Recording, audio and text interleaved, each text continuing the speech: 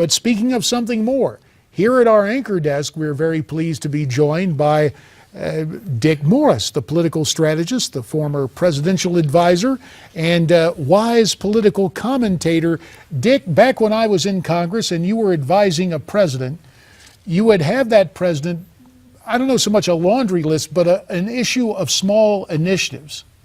This morning, our current president is speaking on a global, grandiose scale with, don't mean to be cynical, just so many platitudes.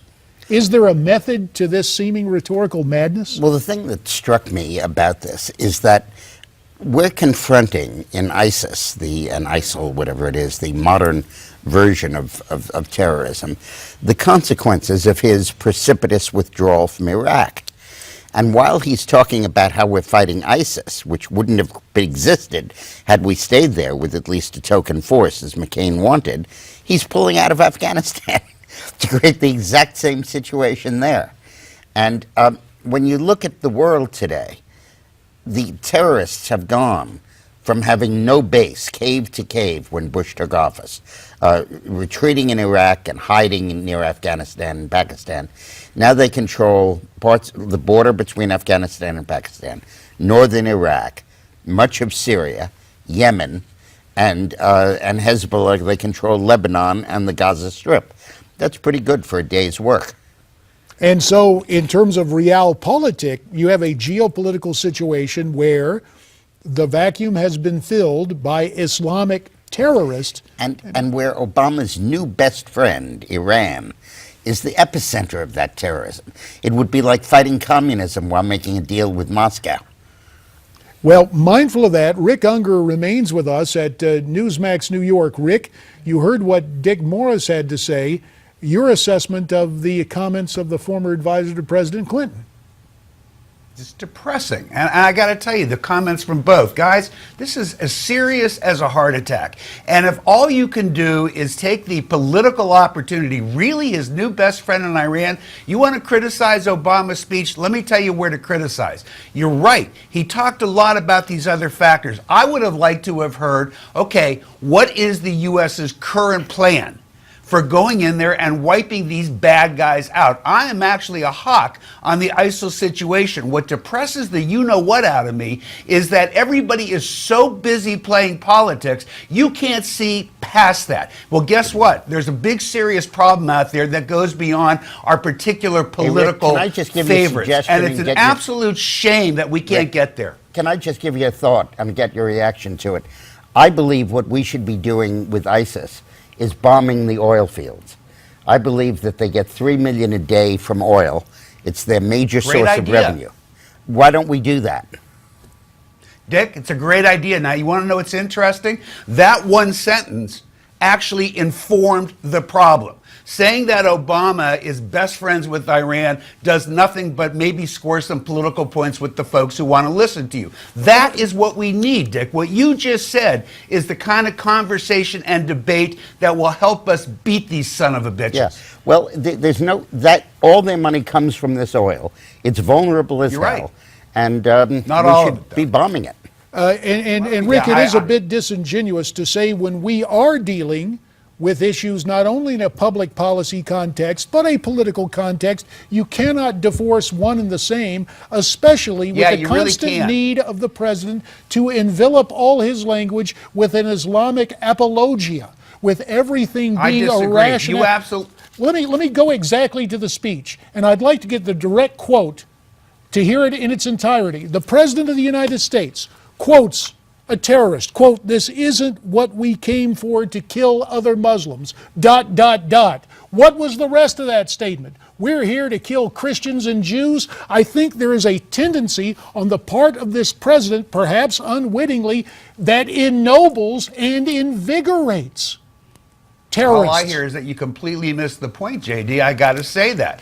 But again, how is this constant vilification? We get it. We know it. You don't like the president. Good news for you. He'll be gone in 2 years. We'll have a new one. How is that? What Dick Morris just said actually contributes to the real point here. You can separate the politics. You better separate the politics, because you know what?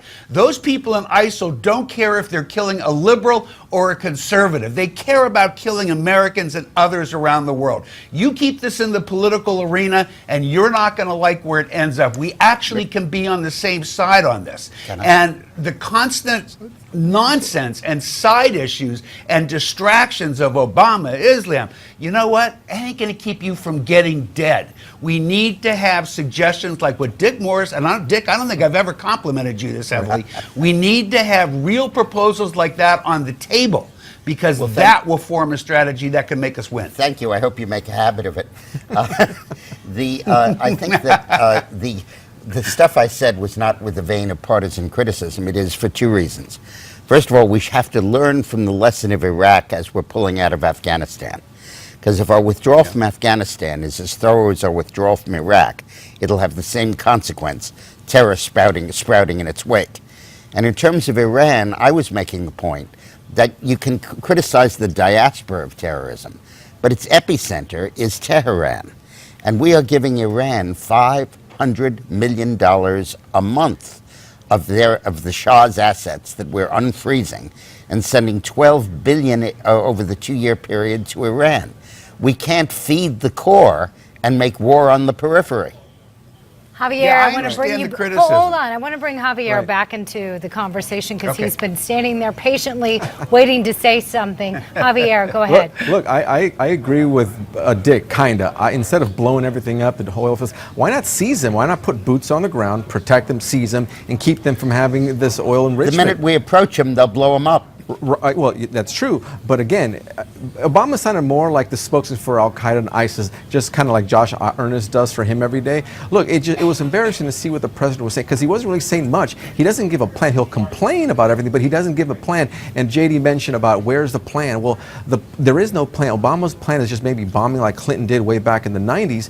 But military officials and generals have said you have to put boots on the ground to defeat these people. If that's, and I agree with Rick, let's squash these people out, these terrorists out, but hey, let's do the right thing and follow what these military leaders are saying and put boots on the ground and then wipe them out. Javier, is I can make that argument without having to spend most of my time, throwing the same old nonsense at the president. Don't care. I want this done. And I'll tell you something else. I think we did have a strategy. The problem was it didn't work. The strategy was to try and deplete the members of ISIS so that we could eradicate them.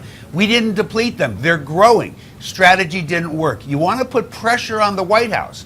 Put pressure on developing the plan for what we're going to do next. That, to me, is a valid criticism. But isn't that their job? You spent most of your original, speech or comments taking the same old put-me-to-sleep shots at President Obama. But it's obvious that you don't it's like obvious him. that listen. It's What not that I do don't you like want the to do president. to He is deal with wrong. But it's not my job to figure this What out. would It's you do? Obama's job. Again, No, it's all of our jobs. These It's all of our people. lives. Listen, these Islamist fundamentalists. They know one thing in violence, and that's it. That's it. They don't know anything more. They don't want to shake hands with you, Who Rick. disagrees with that? They want their caliphate. This is ideology. An ideology you cannot combat with nothing less than a bomb or a gun.